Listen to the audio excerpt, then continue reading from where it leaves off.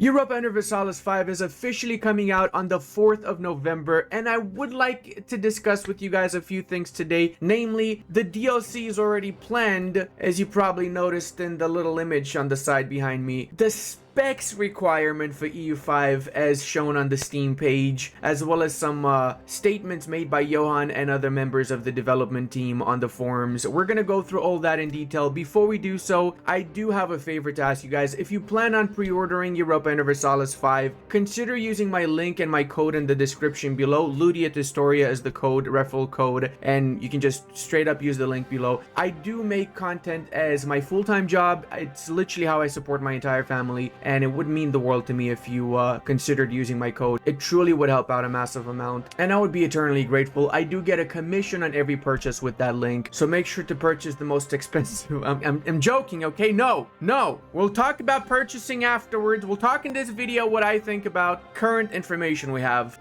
both from Ludi the creator, which is buy the most expensive stuff with my link. Obviously I make money off of it, but also Ludi as a player, fellow player like you guys. And I'll be very honest, which I know will maybe upset some people. I will try my best to not do that, but I will just express an opinion. Remember, it's just my opinion, it's not a fact, it's just how I feel about the current announcement for EU5 and what it entails. Seeing as I already have this little beautiful image behind me, I think it's time we discuss the the 4 points of release, as I like to call them. First off, November 4th, we have the instant unlock for EU5. It includes the sacred sites, which not only me, but also Mr. Twig on the forums has been struggling to understand where exactly these are, right? So let's go through this together as a community and figure out what are the sacred sites that we're getting in the cosmetic packs. Apparently, we get 8 in-game rewards, which is 8 different sites, and then another 8, which is the sacred site. Now, we have the Acropolis, the first one, the Colosseum we've got here as well. People struggling to understand what these are, myself included. I think this one is Tenochtitlan, though. I'm not sure what this one is. Maybe some Indian monument. Then we have, what else is this? Stonehenge, Pyramid of Giza, Kaaba, Hagia Sophia. There you go. We got Forbidden Palace is number 10. People in the forums definitely have been hard at work to figure out what exactly we're getting from the sacred sites, as well as the 8 in-game rewards for signing up at paradoxinteractive.com, which honestly you really should do. Remember that if you purchase from paradoxinteractive.com pre-order, use my link as well. You will be able to redeem those codes on Steam, which is where most people play the game at, right? The sacred sites and the game release is on the 4th of November. Then afterwards, we have in the second quarter of 2026, which basically means around May, June, July, we're gonna get the first immersion pack, the Fate of the Phoenix, followed, which I would assume is something revolving around the Byzantines. You know what? I'm not gonna assume. Let's go to the source. Yeah, that's right. We're going to the forums. It's releasing 5th of November for me because I live in Japan, but it's 4th of November for everybody else. So that means it's releasing probably very late in the evening European time. It means it's releasing 6 p.m. Europe time, which is 1 a.m. for my local release. I'm assuming that because usually it's like 6 p.m. when they do releases my time, which is why I always have to stay up till 1 a.m. So that's what I would assume this means, basically. There you go. We even have the release hour. Probably not going to be 6. It's just an assumption. In any case, you do save up 20% if you go for the premium edition, which includes all of the DLCs for the first year, 2026, as well as you get the EU5 original soundtrack. Wait, it says EU4 original soundtrack. Is it EU4 original soundtrack? Is that like the EU5 soundtrack, but you get it in EU4? That's actually pretty cool. That actually is a pretty cool thing. I like that. Now, the immersion packs, let's see what it says. So the sacred sites, these are the ones depicted on the map from around the world. The Fate of the Phoenixes as the Byzantine Empire, revive and restore the faded glory of your Roman roots. I love the fact that they're making the Fate of the Phoenix the first DLC, because it's likely a nation that I'll be playing the schnitzel out of when I get my hands back on the game again. But I was kind of hoping that we're gonna get flavor for the Byzantines from the start of the release on the 4th of November, not as part of a DLC later down the line. That's just my opinion as a player, of course. As a content creator, oh my god, I'm so happy, because this means more hype, more DLCs, is more views on my videos, and just more people getting more interest in the game gets more coverage. So there you go. That's a really awesome first DLC. Happy to see that. Across the Pillars is going to come roughly a few months afterwards, which is going to be revolving around Gibraltar, so the struggle between the Castilians and the Moroccans. The Old Alliance is going to be at the end of 2026. Is going to be France and Scotland stand united against English aggression if they can manage to unite themselves. As you guys probably know, the Scottish start up in a civil war, whilst the French start very decentralized at the beginning of the campaign, so a lot easier for the more centralized English crown to grab hold of the French lands. Okay, so that's what they mean by instant unlock. Sacred Sites instant unlock. It's not about the game itself, it's about the DLC being instantly unlocked when the game comes out. That makes a lot of sense, because I was wondering what's with the instant unlock. What's this meaning behind that? Fate of the Phoenix. Restore and revive Roman power as the Byzantines in the immersion pack. It includes new means to stand up against the rising Ottoman threat, chance to reunite a broken Christian church, and maybe even restore the glory that once was Rome. Ooh, I'm really hyped to see what this entails. Like, really, really hyped. Because the way that it was when I played the game a while back, I know that the game's very different now. I don't have access to it anymore, so I don't know what it has now as flavor, but it didn't have too much flavor as the Byzantine. I was kind of hoping for some more unique Byzantine slash possible Roman flavor, so glad to see they're addressing that with their first DLC. Plus, as we've seen on the forums, the 8 more monuments or buildings on the map, whatever you want to call them, if you sign up on the Paradox Interactive forum. Now, since we are at this part of the Steam page, let's also talk a little bit about the system requirements, right? Minimum requirements being i7 8700K, 16 gigabytes of RAM, and at least a GTX 1060. Now, interested full disclosure, guys, I personally have a system that is similar to that, maybe a slight little bit better, and it did not work on that system. However, the version that I received many months ago is long gone, okay? So the new version, from what I understand from the forums, from Johan himself, what he wrote in the forums, is a lot better performance-wise. I don't know how much better. I don't have access to the game anymore, so I cannot give a honest opinion, or better yet, I cannot give an informed opinion on how good you would be running the game with these minimum requirements. But I do want to say that regardless, I feel like this is a little bit steep though. 14,700K for recommended? That's crazy, brother. So we're gonna go on the forums for a second here, and we have a statement from Rosarnes, which apparently is a release engineer and QA coordinator at Paradox Tinto. He mentions that he was responsible for preparing the hardware requirements for the game. He says, I noticed that the requirements that we've posted have created a lot of uncertainty in our community, so I'm here to clarify and explain what our performance targets are and the process. Starting with minimal requirements, our performance objectives is that you have an average of 30 frames per second with 1080p resolution. With the game running in low preset, that means that you still get to experience our beautiful terrain map with all 3D elements, just a little bit lower quality. So that means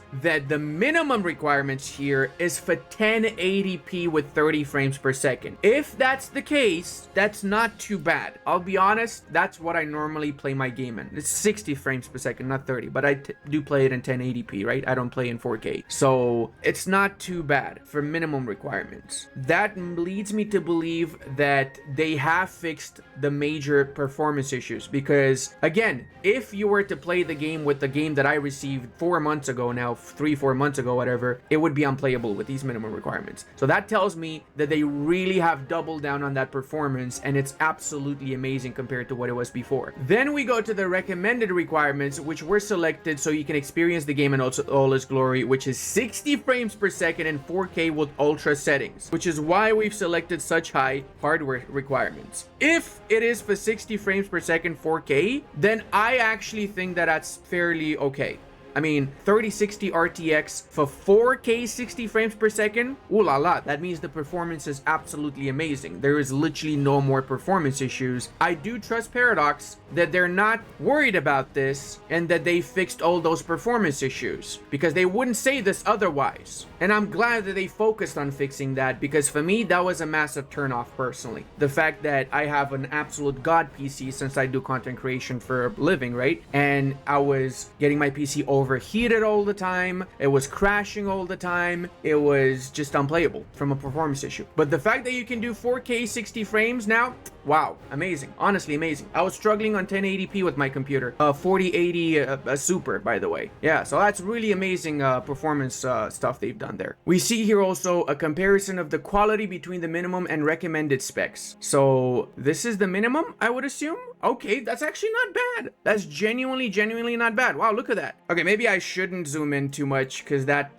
discredits the quality if you zoom in too much. Obviously, you're not going to be zooming in like that, right? This is what the game is going to... That's actually really good. That's like on par with EU4, on high quality EU4, right? And this is on very high 4K. Holy schnitzel, man. That is absolutely amazing. You can really see the difference here. The map is a lot smoother. You see a lot more details around. The icons are a lot better defined as well. I personally like it. It's the kind of map style that I actually enjoy. I know it's not for everyone. I've seen a lot of people saying that, oh, they don't like the graphics. They look like 2005 or whatever. I get that. I know people would expect like more 2025 graphics from a game like this, but guys, the game was development started in 2020 for this, so it's already a 5 years old game from a graphics perspective, I would assume, right? And it's a map game. You cannot really get Crisis level or Call of Duty level graphics on a map game. It doesn't even fit. Like it's got to have a pleasant looking map. I like this. I like this because it's more historic-ish mappy, if I can say that. Is that a word? I'm curious what you guys think though. Let me know in the comment section your honest opinion, what you think about the, especially the system requirements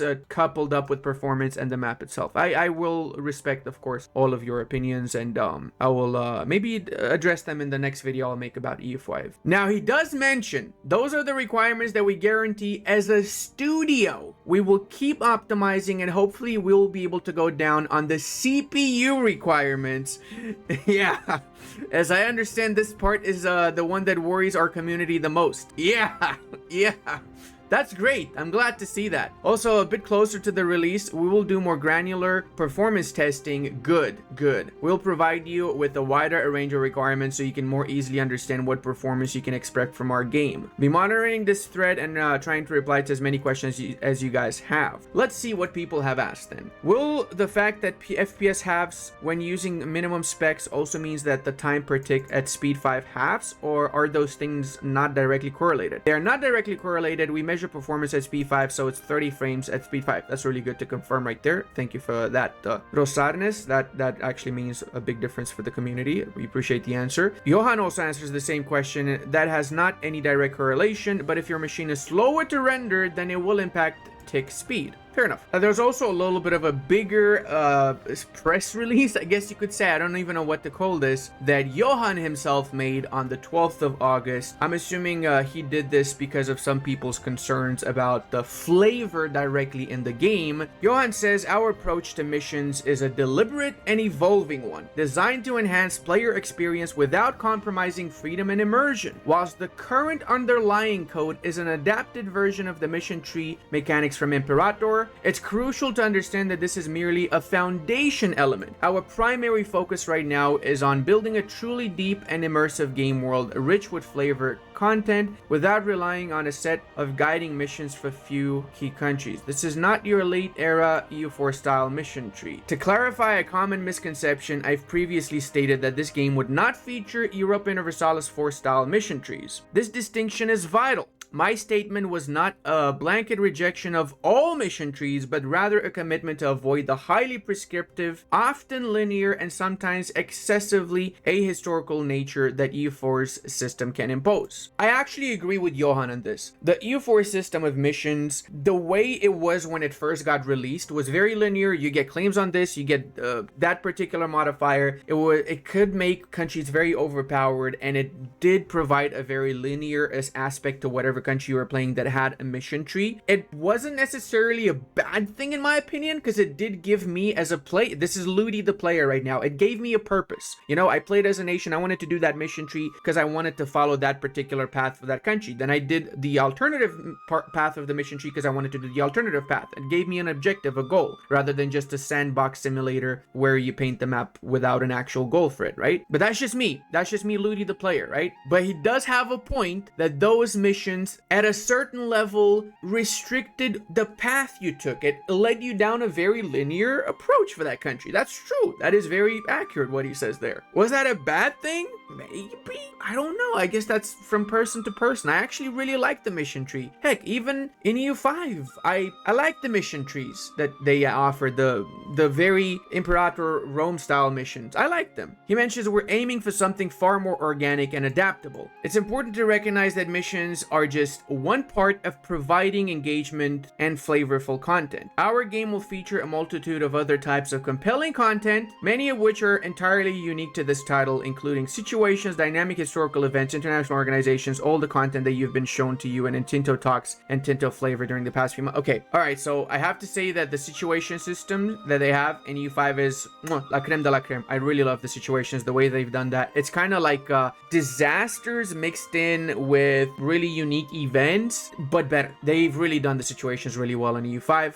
Events, they're very different. International organizations are basically like HRE and Catholic Church and all that stuff in EU4, but just one main system that's extremely moddable in essence, which is good for the modding community, but they're not the same like missions. Missions are a very different thing from all of these things that he's pointed out. They're all part of the flavor of EU5, definitely, but missions go alongside it, which I'm happy to see that afterwards he says these elements alongside our refined mission system. So that means that they did redo the mission system compared to what we've seen in the early access, will contribute to a rich and replayable experience that goes far beyond simply ticking off objectives. So my fears have been put aside. We still have the missions. Thanks, Schnitzeldorf. I was a little bit worried that they removed the missions. Glad to see that. That would have been horrible. Like, worst case scenario would have been if they removed the missions and added them as a DLC later down the line. Can you imagine that? That would be horrible. Ultimately, the role of missions in our game when we release it will be primarily pedagogical and introductory. Wait, what? What? Hold up, I actually choked myself. So what does that mean? It means that missions will only be basically like a tutorial to the game. That's what missions are. So it's not an actual mission system. We envision missions serving as invaluable learning tools and a core part of the onboarding process for new players. Yeah, that's exactly what it means. Okay. They will gently guide players through the game's mechanics, introduce key concepts, and provide initial direction. Okay, so we're getting the mission trees removed. And we're getting missions, but the missions are basically going to be kind of like, don't want to call them tooltips for introduction to the game, but that's the vibe that I'm getting from this. Again, I don't have access to the game. I don't know what it entails, right? But that's kind of what I'm getting as an idea from this. They are not intended to force players onto predefined rails or dictate their strategic decisions throughout the entire game. But that means that you do have them throughout the entire game, right? Not just at the start. So again, maybe I'm wrong. Maybe I'm wrong. Once players have grasped the fundamentals, they will be free to chart their own course, engage with the world on their own terms, and create their unique stories within our deep simulated environment. Okay, so what I'm getting is that we're gonna have missions similar to what I was experiencing earlier, but changed somehow. More generic, attuned to helping you start your EU5 adventure. This philosophy ensures that whilst missions provide a helpful starting point, they do not hinder the player's agency or the emergent narrative possible that defines our game. Okay. When it comes to flavor, as mentioned above, we have many tools, yeah we do, with which we will be telling a country or region chronicles as we expand on the storyline situations. As an example, solves the old problem of mission tree X for country A is making mission tree Y for country B feel silly. By making content that involves multiple countries. Okay, so basically, we're not getting country unique missions because we don't want to get other countries, we don't want other countries to feel left out. I understand, okay, but later, we might get unique missions for countries, right? I hope we will. I'm 100% on board with not letting other specific other countries feel left out. I'm 100% on board with that. As a Romanian, Wallachia, Moldova, we're always left out. So I understand that. I appreciate that. But at the same time, I would like to play as the English, get unique mission trees for the English, maybe a few different paths. Here's the difference. Johan has a point with not liking being railroaded in certain directions. But what if you have the option of not needing to follow those mission trees? You don't need to do them if you don't want them, right? Or make it dynamic so you have multiple choices and multiple points in the mission tree. Now I know that what I'm saying is not possible simply because the game is coming out in November, so considering they have to really fine-tune their performance, they have to add content, they have to add flavor. It's going to be difficult to create mission trees for all the different nations. It's going to be impossible. basically. No matter how big the development team, let's face it. That's a very, very big thing to do. So I understand it. I fully understand it from a development team perspective. Not like I'm a developer, but I understand from their POV. Now, he does list here some of the things that we do get as flavor. International organizations like the Catholic Church, High Kingship of Ireland, Tatar Yoke, disasters like the rise of the Schlachta, Hook and Cold Wars, characters like John Wycliffe, Michael Agricola, Leonardo da Vinci, advances like Wagenburg, which is the carts, right? The Hussite war carts, Kungliga Postverlik, unique mechanics like promote Mamelukes, appease the gods, raise a Beylik fortress, cabinet actions, buildings, diplomatic we're getting buildings? That's crazy, man. Diplomatic actions, law and policies, estate, inheritance rules, historical events, units, parliament mechanics, peace treaties, and much, much more. I agree. There is definitely a lot of flavor coming out with this game. Remember what I said on the 28th of July in my video there about the game either coming out in November, October, or coming out in Q2 of 2026, depending on something? I want you to go back to that video. Listen to what I said, because I'm not going to repeat it. I love to see this forum thread by Johan, because it does show that he cares about the game. We all know that he cares about the game. This is his baby, basically. He wants the game to do good, and he wants to tell us how much flavor the game has. And I agree, the game has an insane amount of flavor. A really insane amount of flavor. Do we need the missions for the game to be as amazing as it is? No, we don't need. In fact, I basically played the game when I had it without the mission tree, or just ignored the mission tree most of the times, and I still had an insane amount of fun because it was just like a thing on the side. Don't necessarily need to do it if you don't want to. Now I also want to talk about it a little bit about stuff in the comment section here. So Gold Truzy says no, railroading is a huge step forward in the right direction in comparison to EU4's predefined mission trees that did not take the state of the world into consideration. Looking forward to seeing this action firsthand. But will there be flavor for the Goths? Ooh, I'd like to see some flavor for the Goths. Railroading. If you're talking railroading as in no linear path, I agree with you. That is a massive step forward, because being able to write your own story and your own chronicles, as Johan says, is likely what will make EU5 the best strategy game ever created, in my opinion. And I genuinely think that EU5 is going to be the greatest grand strategy that's ever going to come out. Now, before we continue with anything, somebody says here, bring back dev clashes for EU5. I love you, Spider Bites. You know why? Because dev clashes was one of the most fun things ever. I loved watching Johan and a lot of the other development members just clash it out. I still remember the Kuba Luba Chronicle and the Random Nation dev clashes. Those were some of my favorite overall. So I would love to see a dev clash for EU5 when it comes out. Heck, I would love to see a creator clash for EU5 when it comes out. And I think I'm gonna make a creator clash myself when the game is out. Let's see who is interested in